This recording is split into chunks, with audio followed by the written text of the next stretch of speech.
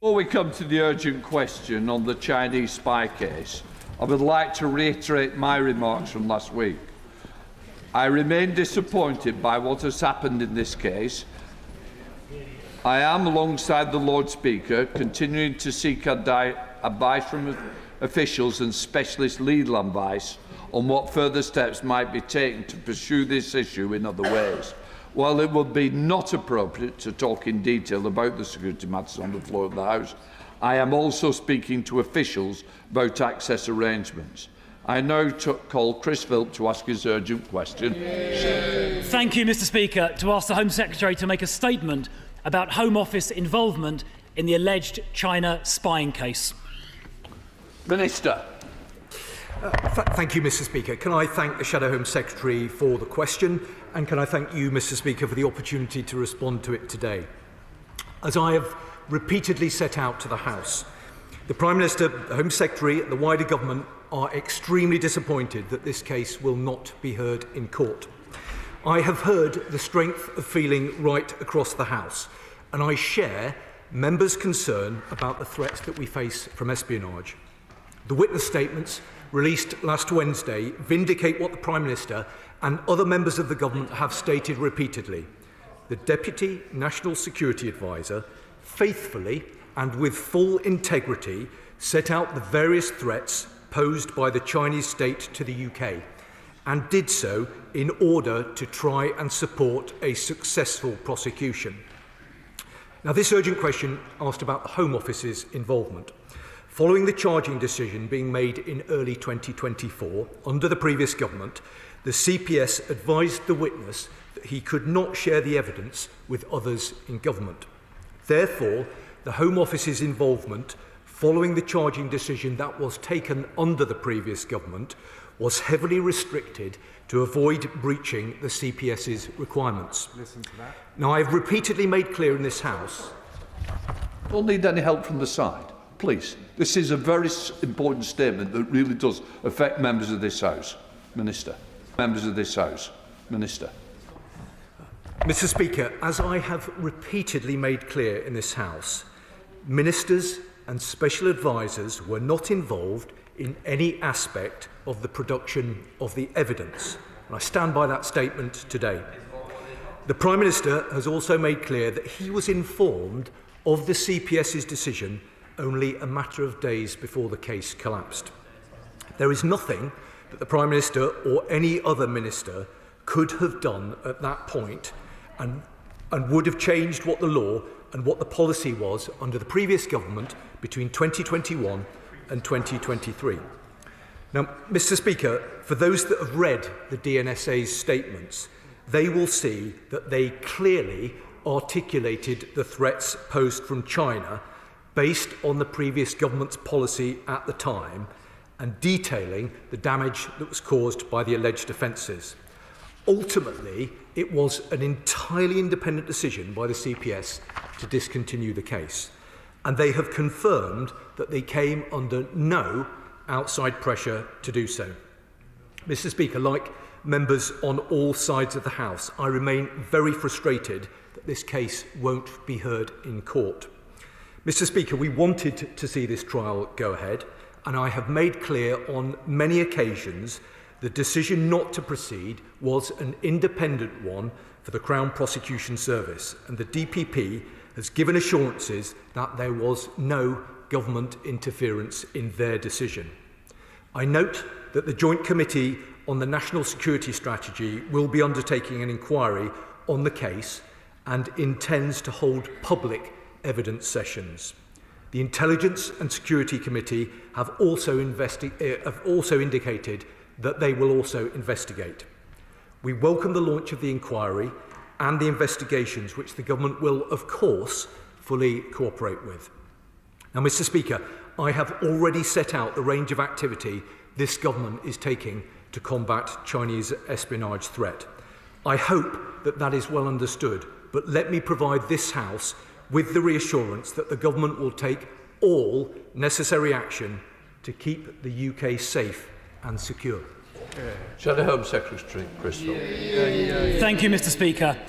Last Wednesday, the Prime Minister told this House that no minister or special advisor was involved in the handling of the China spy case.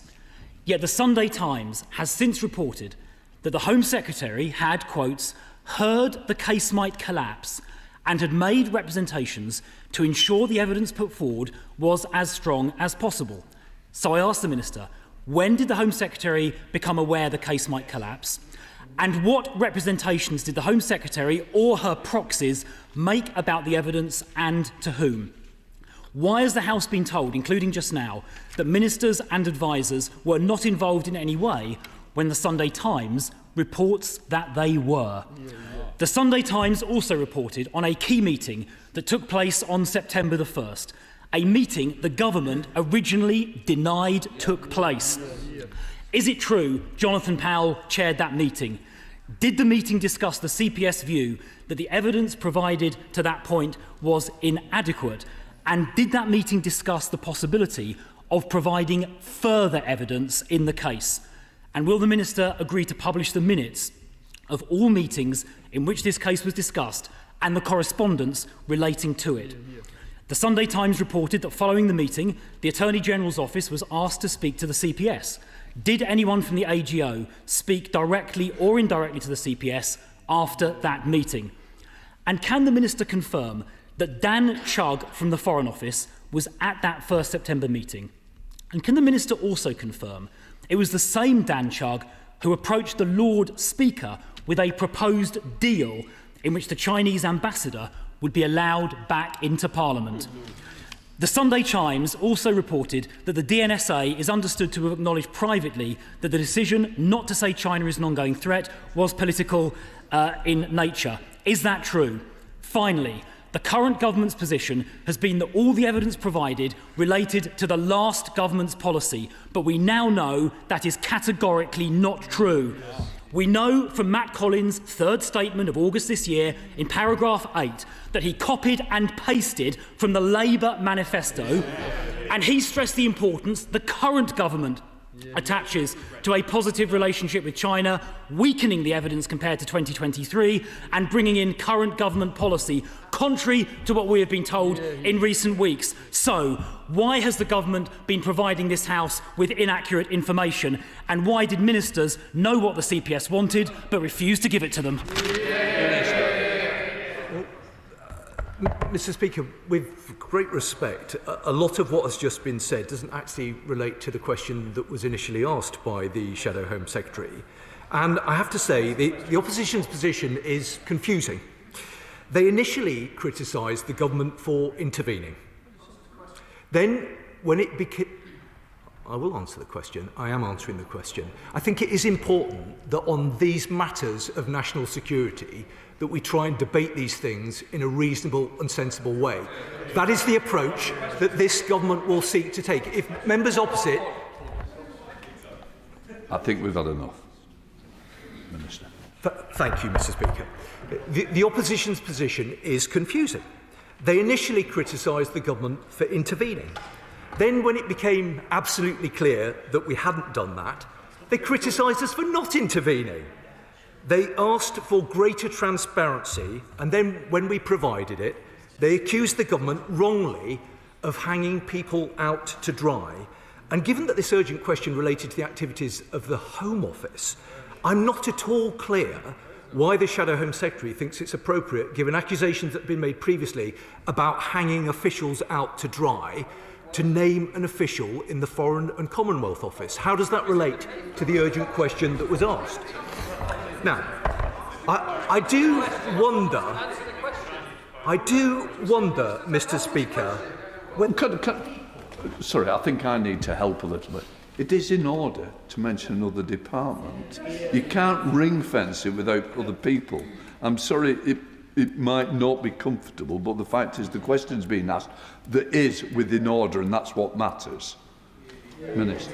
I'm grateful to you, Mr. Speaker, for your guidance. I'm simply pointing out to the Shadow Home Secretary that members opposite had previously criticised ministers and the government, to use their words, for hanging out to dry officials, and the Shadow Home Secretary has just named twice an official from the Foreign and Commonwealth Office. I do wonder... I've said to this side I don't need chipping in. I certainly don't need it starting at this way and all along the bench, Minister. Speaker, I do wonder whether at any point the Shadow Home Secretary and certain members, not all of them, but certain members opposite, have considered the need for some humility to acknowledge their part, that these activities took place on their watch when they were in government and under the legislation of the time. Now, Sorry. Mr. Philp, you've had the benefit of an urgent question. I've had the benefit, some might say, of listening to you. In which case, I want you to have the benefit of listening to the Minister. Thank you, Mr. Speaker. The Shadow Home Secretary would be well advised to listen to the points that are being made. I'm seeking to respond to the questions that he and other Right Honourable and Honourable members have raised. And I'm doing that in good faith, and I'd be grateful for the opportunity to do that. Now, I remind the Shadow Home Secretary that we're only here today because the previous Conservative government didn't move quick enough to fix the glaring holes that existed within our national security laws. The charges in this case, as is well known, I hope, were brought under the Official Secrets Act of 1911. This antiquated legislation was drawn up before the First World War. It's why the party opposite began reviewing the legislation in 2015, because it was widely known that it was not fit for purpose. But it took 8 years to introduce the 2023 National Security Act. Now, fortunately, the law has now been updated with cross-party support, but not in time to protect our Parliament from Chinese espionage. Now, if the party opposite had acted faster and the National Security Act had been in place when these alleged offences happened, the prosecution would likely have proceeded. And the Right Honourable Gentleman and members opposite... Sorry. Look, I'm trying really hard, and people in positions should know better. Minister. Let me make this point crystal clear, Mr. Speaker.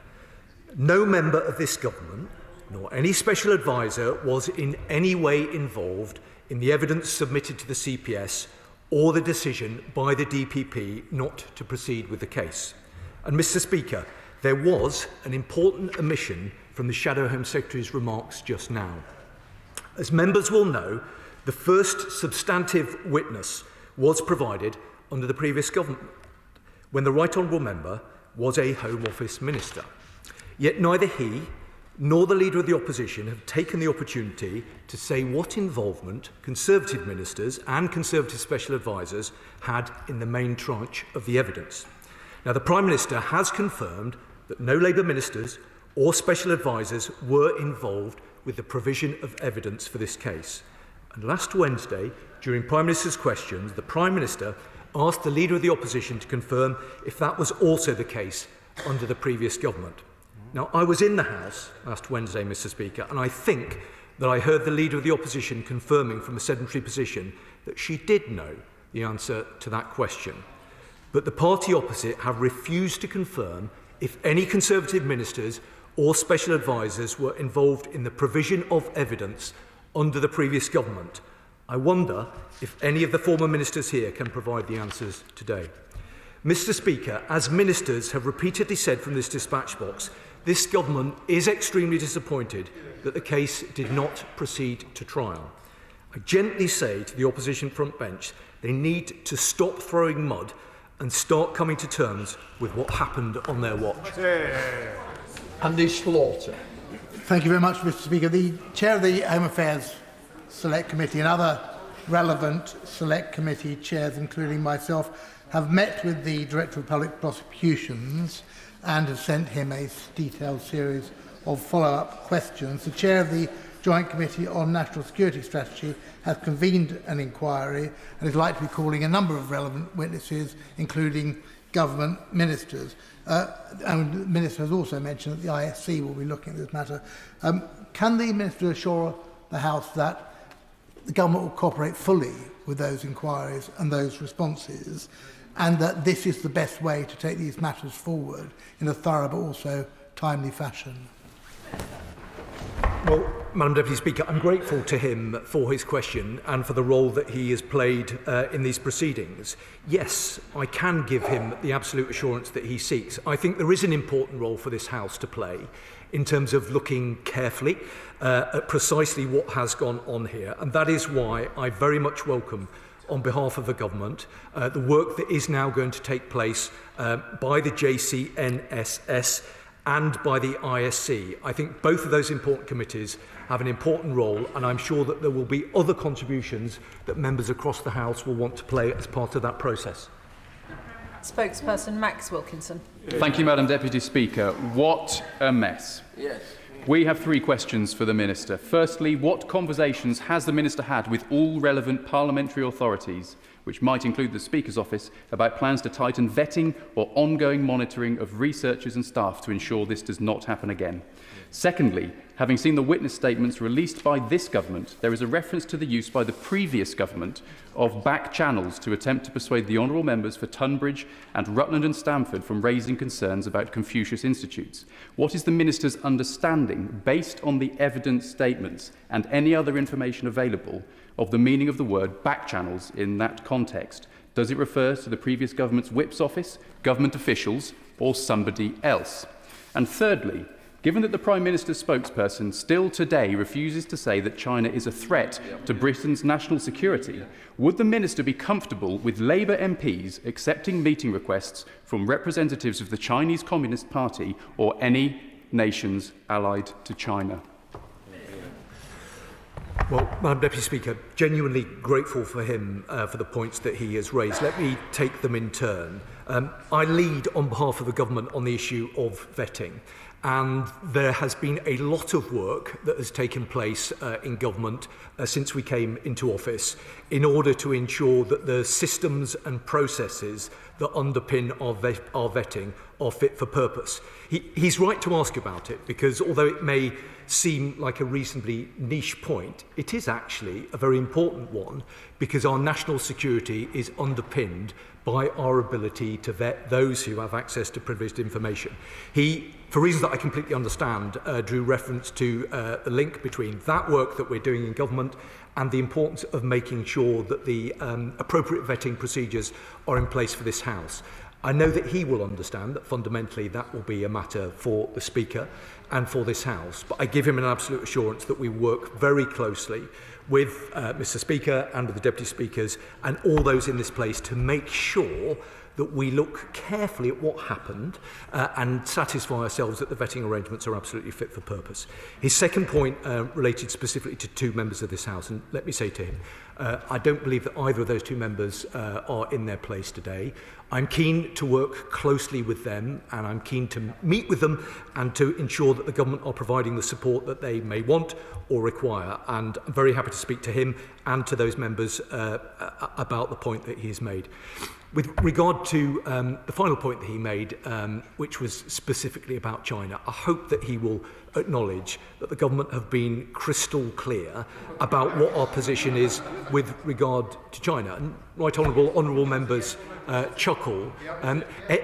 We've had this debate previously. If there are members who think that the nature of our relationship with China can be defined by a single word, then I don't believe that they are serious about the nature of the relationship.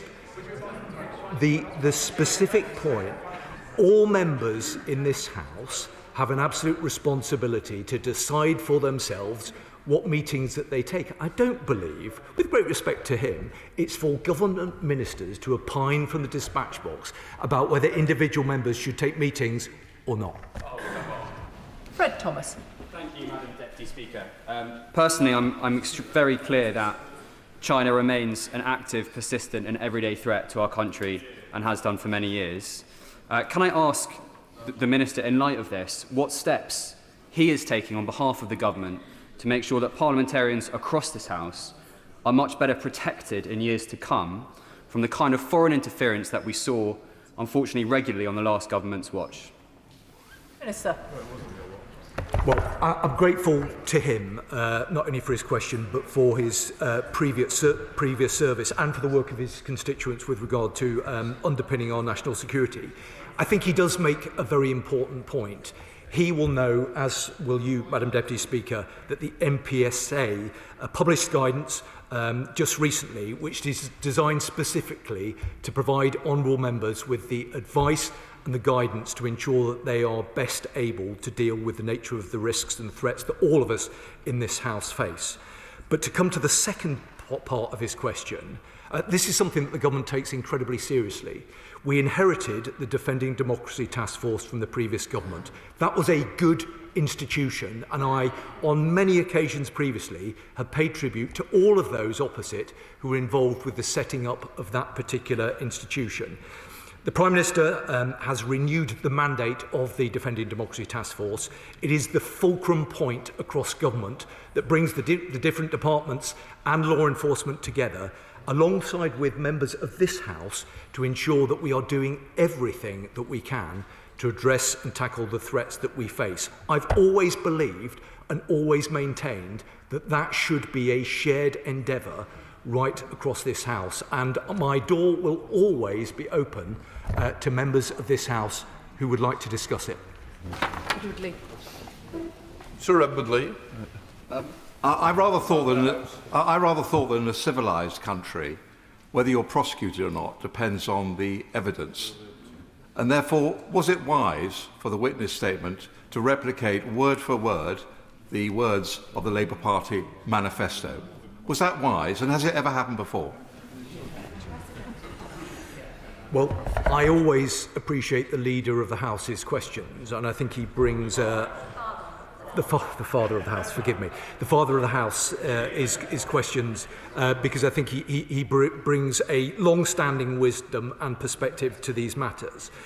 I hope he will understand, in line with the point he made about civility, that it isn't for government ministers to critique the decision that was made by the CPS. The government has made clear to this House on many other occasions that this was an independent decision that was taken by the CPS, and the DPP has been clear about the fact that no special advisor and no minister has interfered in that process. Emily Darlington. Thank you, Mr. Speaker. Can I share your frustration at the collapse of this case? I think there are two questions that remain really top of mind for people in this House and people in my constituency. Firstly, what is the assessment by the Minister of the risk of spying currently on MPs in this House? And secondly, what is his assessment of the ongoing transnational repression of BNO passport holders in Milton Keynes and elsewhere across this country? And doesn't this show a pattern of Chinese government activity right across the UK, which is a risk to us? Well, Mr. Speaker, she's absolutely right to raise her concerns in the way that she does. I hope that she understands, as the House does, that this government have been absolutely clear that no interference in our democratic process is remotely acceptable, and that there are no circumstances under which we will tolerate countries, whoever they may be, wherever they may be, seeking to cause harm to anybody who is resident in the United Kingdom. Now, she specifically mentioned transnational repression. This is something that the government takes incredibly seriously, and we've done a lot of work on it through the Defending Democracy Task Force. And let me say again to her and to the House, it is completely unacceptable that China or any other country should seek to harm anybody who lives here in the United Kingdom. Jeremy Wright. Thank you very much, Mr. Speaker. Can I first of all thank the Minister for what he has said about cooperation with the work of the Intelligence and Security Committee in this matter? And can I agree with him, as I often do, that the government is entitled to clarity about what the question it's being asked is. So the question for me is not whether the government sought to intervene to persuade the DPP to take a different view. I don't think the government did that. Neither do I think the government went back and sought to change evidence it had already submitted. The question here is, when the CPS asked for additional evidence, as it undoubtedly did, whether the government chose to supply that evidence or not. That's not about interference, it's about responding to a request made to government by the CPS. So given that we now know the request was to make it clear in terms that during the relevant period, China was a current national security threat to the UK, who in the Home Office or elsewhere decided that that could not be submitted in a further statement of evidence in very clear terms? Minister. Well, I'm grateful to the right honourable gentleman, and genuinely the remarks that I made earlier about the ISC that he sits on are genuinely meant. I think that the ISC has got an important role to play in terms of looking at precisely what has happened here. And I give him an absolute commitment that we want to work very closely with his committee on this specific issue and on others. Let me try and give him a bit of detail, because I think he's asked his question in an entirely reasonable way. Let me reiterate the point that I hope is understood by him and his committee, that the final evidence went in August of this year, and there was nothing that any minister could have done post that, and hopefully he's crystal clear as I am that there was no political interference. But let me say this to him. In each of the three statements, the DNSA, and let me just say something about him, because he is an outstanding public servant who does a very important job and does a very important job very well. And I think it is a terrible shame that there's been commentary about him as an individual. He has acted with integrity throughout this process, and we, as a Parliament, owe him a debt of gratitude for the service that he's offered. But let me say something about the evidence that he gave. Because in each of the three statements, the DNSA makes it crystal clear that China poses wide-ranging threats to the UK. In his third statement, he says that the Chinese intelligence services are highly capable and conduct large-scale espionage operations against the UK to advance the Chinese state's interests and harm the interests and the security of the UK. Very clear about that. He adds that China's espionage operations threaten the UK's economic prosperity and resilience and the integrity of our democratic institutions. So he's been very clear in terms of the evidence statements that he provides. I don't think that there's much more that I can add to that, other than to reiterate that it was then ultimately a decision for the DPP. Thank you very much, Mr. Speaker. Malign foreign actors will always try and find the next weakest link, and my concern will be over local authorities. With a spending power of £127.1 billion, I would like to ask the Minister what action is the Home Office taking to ensure that our councillors and other democratically elected people at the lower levels of government are also given the protection they need? Minister. Well, I'm grateful to him, because I think he raises an important point. And it's precisely why we have a Defending Democracy Task Force, to ensure that our response is rooted right across government nationally here, but also both in terms of the regions and the nations. So we work very closely with local government, and we are acutely conscious of the fact that there are very important elections that will be taking place around the country in May of next year. We are working at pace to ensure that those elections are able to take place in an environment that we would all want to see. But I can absolutely give an assurance that we work closely with our partners, not only in local government, but obviously in the Ministry for Housing, Communities and Local Government as well. Jardine. Thank you very much, Mr. Speaker. Notwithstanding the Home Secretary's reassurances about no involvement by SPADs or ministers in the advice, does he accept that this whole question has simply reinforced the growing concern in this country over a lack of clarity about our position towards China, about the fear over a threat to our energy security from Chinese companies' involvements, over the super embassy in London, and in my own constituency, constituents are becoming increasingly concerned about the activities of the consulate there.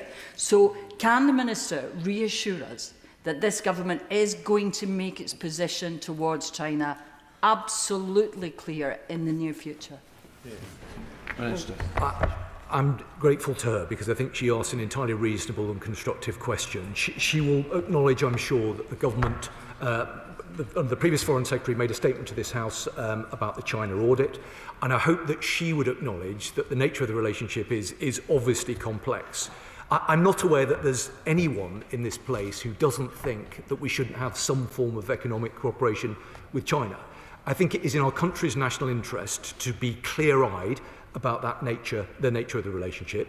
Where we are able to cooperate economically, where it is in our national interest to do so, I think we should proceed. But we should proceed, as I say, with a clear set of principles that underpin that. But fundamentally, our national security comes first. This government, of course, will look for opportunities to cooperate economically with China, but fundamentally, we will always do what we can to keep our country safe. Julian. I'm sorry that the Minister finds himself in a position which was not of his own making.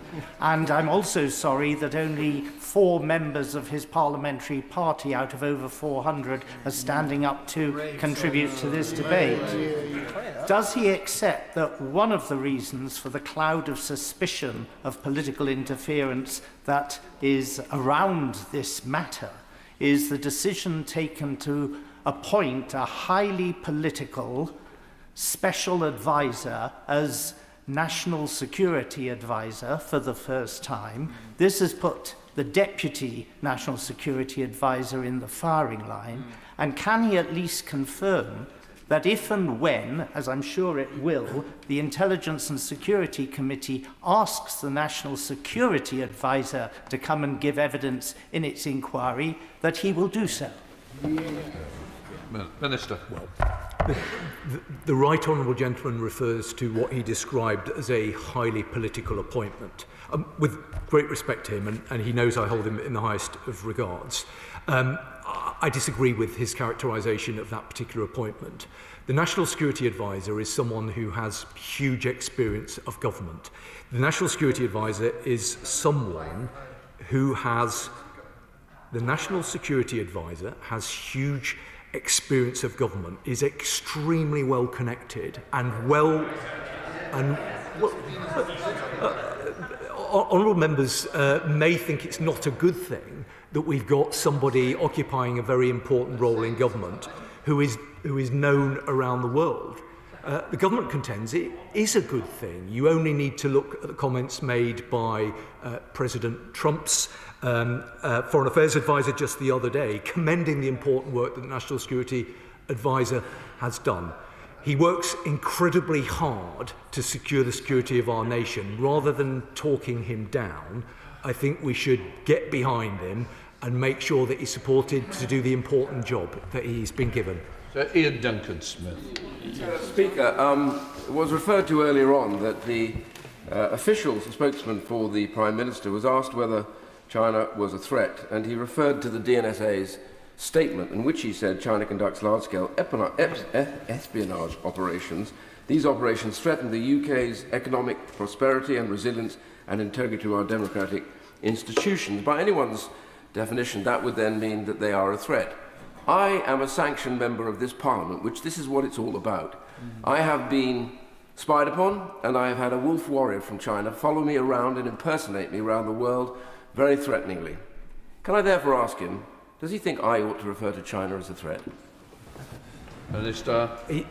It's for the right honourable gentleman to choose his own words. He's a very experienced member of this House. The activities that he describes are completely unacceptable, and that's why the government has been clear, and we've been clear on numerous occasions, that we want to work across this House to make sure that all right honourable and honourable members have the protections that they need in order that they can speak their views in this place without fear or favour.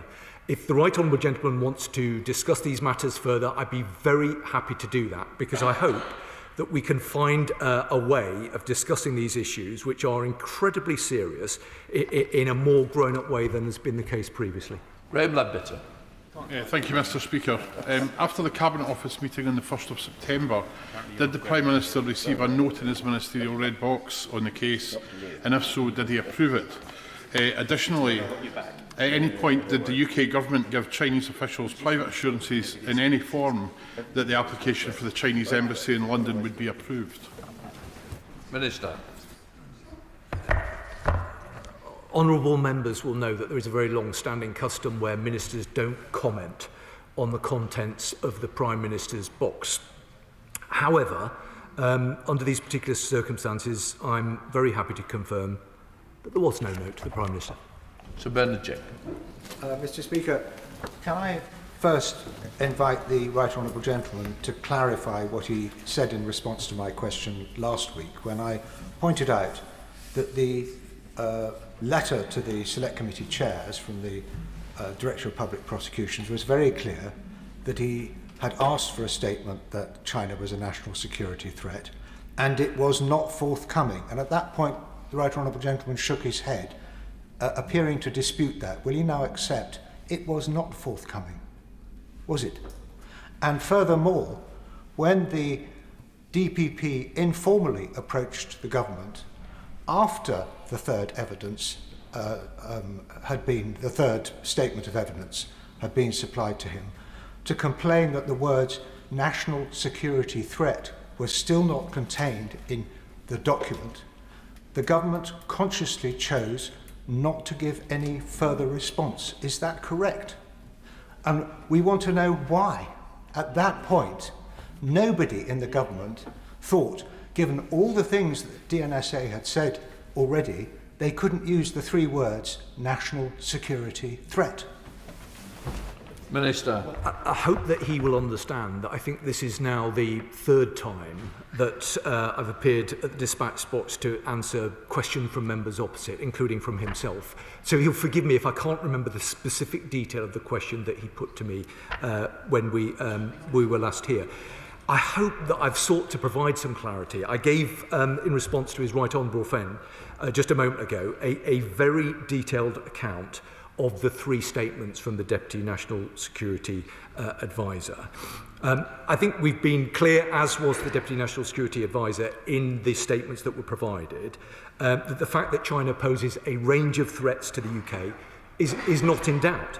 As the government has said before, the question in this case is whether the overall legal threshold for a realistic prospect of conviction had been met on the totality of the evidence that was available to the CPS. And I think it's important that whilst I understand why members will focus on the three individual statements from the witness, the Deputy National Security Advisor, clearly there was other evidence that was available for the CPS to consider as part of this process. I could not have said more times or been more clear about the fact that the decision lies with the DPP. Richard Tice. Thank you, Mr. Speaker. So, last Thursday, the Minister at the dispatch box agreed with me that China is indeed a national security threat. And the government has consistently said it's disappointed. As the Minister knows, I like to be helpful and constructive at all times. So I asked a KC to advise as to whether or not a private criminal prosecution could be brought under the Official Secrets Act. The advice I have is that the answer is yes, as long as it has the consent of the Attorney General and as long as the government is helpful and constructive by providing evidence and witness statements. So could the Minister confirm, will the Attorney General give such consent and provide appropriate evidence? Minister. Well, I'm grateful to him. For the sake of clarity, it was extremely disappointed, was the phraseology that we have used. Mr. Speaker, we seem to have moved on something from the original question about the Home Office, and he will understand that I am not responsible for the actions of the Attorney General or for the Solicitor General. But I know colleagues in the other place and in government will have heard the question that he has posed, and I'd be very happy to discuss it with him further. Graham Stewart. Thank you, Mr. Speaker. I think the reason we're gathered here today, although I can't see into your mind, sir, is because of the Sunday Times story.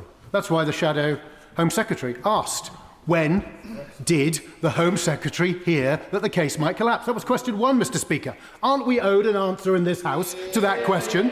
Did she, as the Sunday Times said, did she then make representations as to the evidence being, I quote, as strong as possible? Did she or didn't she? We're here because of that, Mr. Speaker. I assume, I can't know your mind, that's why you agreed to this urgent question. And this Minister, disgracefully at that dispatch box, refuses to answer the question about the role of the Home Office in this spy scandal. Will the Minister now answer? Not with his obfuscation, not with his flannel. Answer the question directly. Well, we're here because of activities that happened under the previous government. That's why we are here. And I repeat the point I made earlier on about a bit of humility, actually, from members opposite. That's why we're here. I gave a response to the Shadow Home Secretary in my earlier response.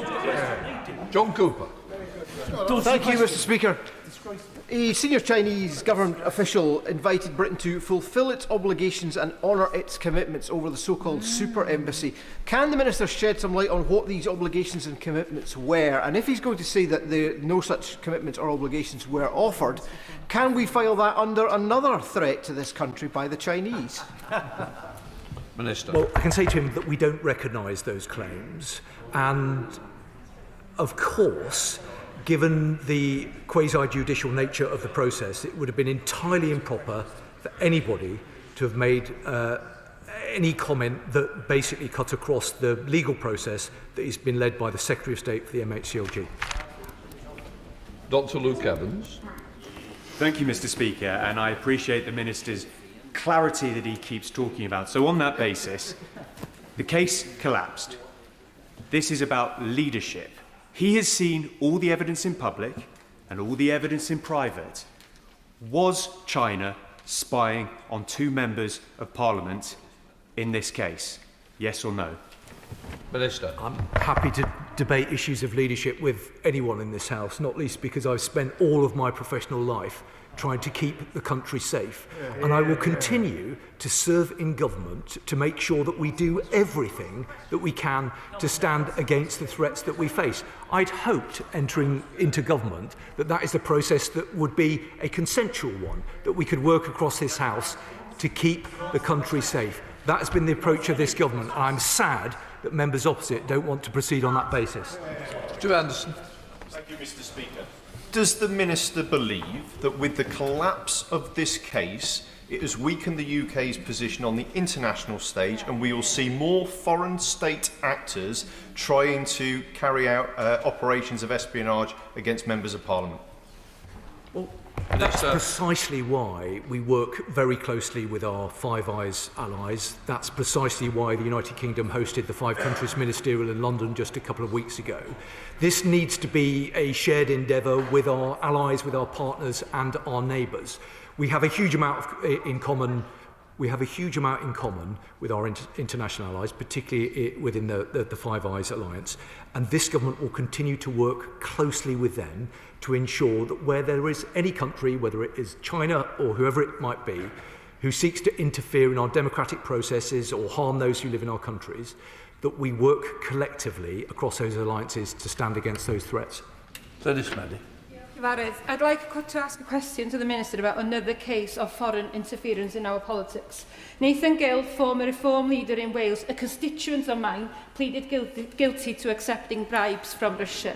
He was stopped by the police in September 2021, but only charged in February this year. Reports now suggest the Kremlin operation targeted not only him, at least 2 other members of the European Parliament and a member of the House of Lords. What steps is the government taking to ensure that Russian networks cannot continue to influence UK politics? Minister. Well, I think she raises a very important case that will be a matter of concern to members right across the House. I can give her an assurance that we take these matters incredibly seriously, and specifically with regard to the point that she makes about Russia. I can absolutely give her the assurances that she seeks, that we work incredibly hard alongside our allies to make sure that we're doing everything that we can to combat the threat that we all know that we face from Russia. Dr. Ben Spencer. Thank you, Mr. Speaker. I think most people would consider things that are threatening to indeed be threats, and so we can only assume that the Minister's been instructed that he can't make such a statement at the dispatch box. But would he help us understand better the government's position on this relationship with China? Is China an ally? Is it a friend? Can you explain that? Minister. I'd be very happy to, but I repeat the point I made a moment ago about how no one who's wanting to be considered as being serious thinks that the nature of our relationship with China can be defined by a single word. I hope that he acknowledges that. But let me say to him that this government assessed that China poses, and I said this a week ago, China poses a series of threats to UK national security, from cyber attacks, foreign interference and espionage targeting our democratic institutions to the transnational repression of Hong Kongers. Yet we are also alive to the fact that China does present the UK with opportunities as the world's second largest economy and the UK's third largest trading partner. We have to be clear-eyed both about the challenges but also about the opportunities. But the best objective. Thank you, Mr. Speaker. I've now asked this government why China is not included within the enhanced tier of the Foreign Influence Registration Scheme 3 times. June 9th, that particular report is coming forward in due course. September 15th, no doubt we will have more to say about it in due course. October 13th, any decisions about the enhanced tier will be brought forward in the normal way. It is now panicked about the Chinese embassy decision. It's desperately trying to deflect from attention on the Chagos deal that the National Security Advisor had negotiated on, and it appears to be decriminalising spying for China. What is the government's rationale for not including China within the enhanced tier, and when, given the threat, will it be added? Minister. Well, Mr. Speaker, I'm old enough to remember when members opposite said that we wouldn't introduce the Foreign Influence Registration Scheme by the 1st of July. We worked at pace to introduce the scheme on the 1st of July. He knows the answer, which is that we are looking carefully at whether other countries should be added to the enhanced tier, but that is a decision that we will take in due course and bring it forward in the normal way. Jim Shannon. Thank you, Mr. Speaker. Can I thank the Minister? The Minister is striving incredibly hard to try and answer the questions. Some would say that, with respect, we'll leave it at that. The news of suspected spying in Parliament is worrying, Mr. Speaker, and there's no doubt that this poses a huge threat against this country and us as MPs in general. I think, Mr. Speaker, we as MPs owe you a debt of gratitude for the stand that you're taking on behalf of us as MPs to ensure that we're protected, and we thank you for that. What is equally as worrying is that cases such as this one are under no scrutiny by the CPS and no accountability taken. So what assurances can the Minister give to our constituents that government will put pressure on the CPS to prosecute this, and can the Minister understand, please, a level of disappointment and betrayal felt by MPs at the lack of action on this case? Thank you so much. Minister. Well, it's always good to hear from the Honourable Member, and I agree the sentiment that he's expressed. I hope that there is a unity of view across this House, that we can be collectively incredibly concerned about what's happened. I pay tribute to the work that the Speaker has done through the Speaker's Commission, and the Government will want to work very closely with him and look carefully at the findings of his Commission. We need to work across this House to ensure that all of the protections are in place so that members, as I've said previously, can have their say in this place without fear or favour. That's precisely why additional guidance was published just a week or so ago. That is precisely why, just before the House went into recess back in July, I wrote to every single member of this House spelling out what support and what protections are in place, because we take very seriously our responsibilities to safeguard our democracy, but that is the process that we will want to work very closely with the Speaker on. Thank you, Mr. Speaker. The Minister has been asked why further steps were not taken to provide evidence requested in this case, knowing that the case was on the verge of collapsing. He may feel that he's provided clarity, but I'm afraid he absolutely has not. So will he ask the Attorney-General to come to this House and make a statement about what the CPS wanted and why that was not provided by the government? Minister. I'm grateful to him for his question. I mean, with great respect, it was the decision of the opposition to table the urgent question in the way that they did. They could have chosen to table it in the way that the Honourable Member has described.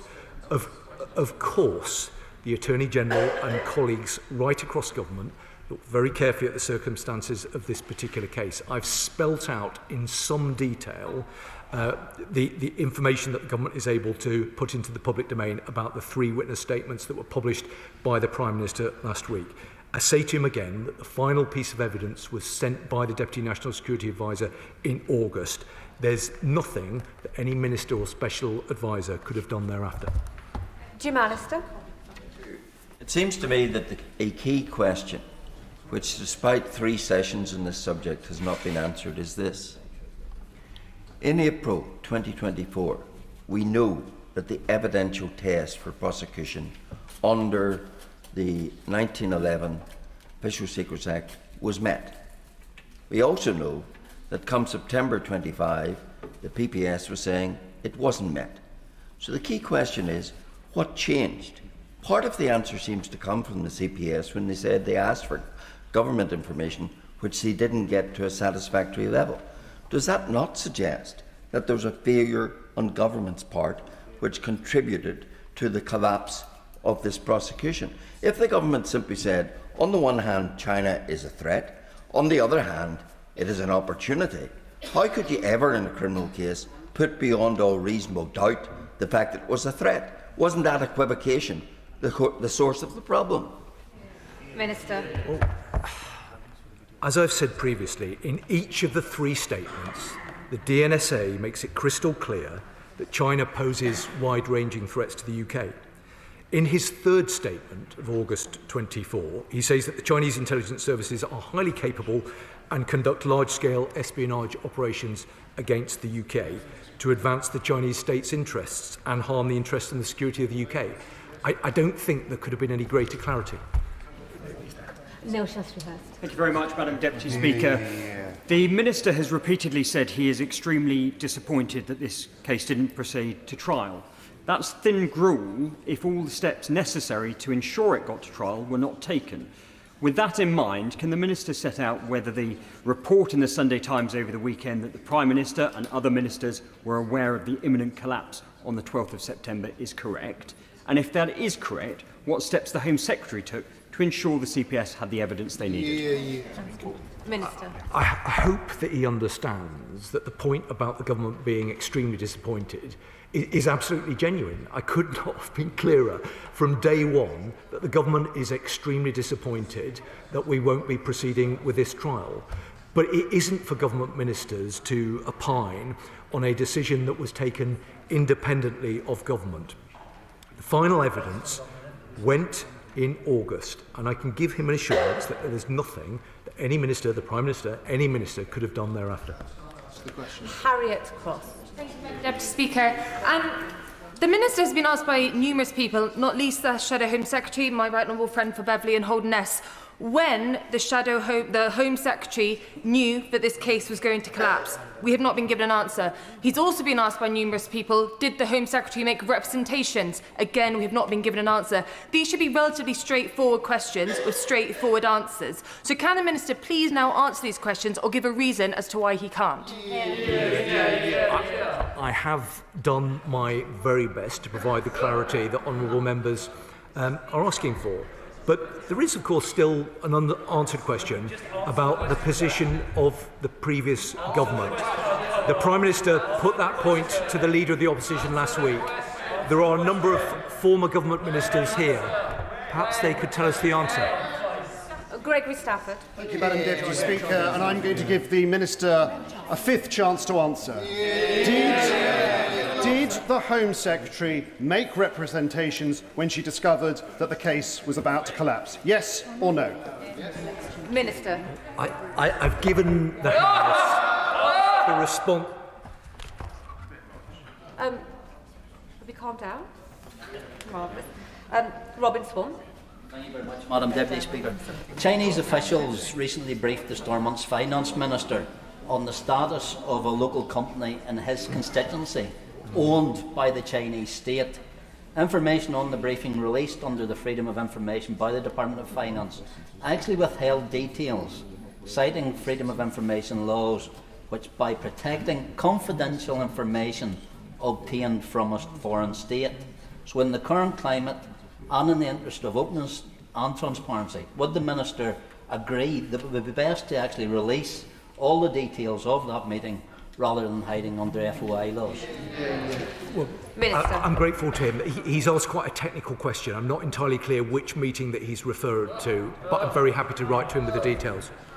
That ends the urgent question. The point of order come after the UQs and after the statement. Can it wait?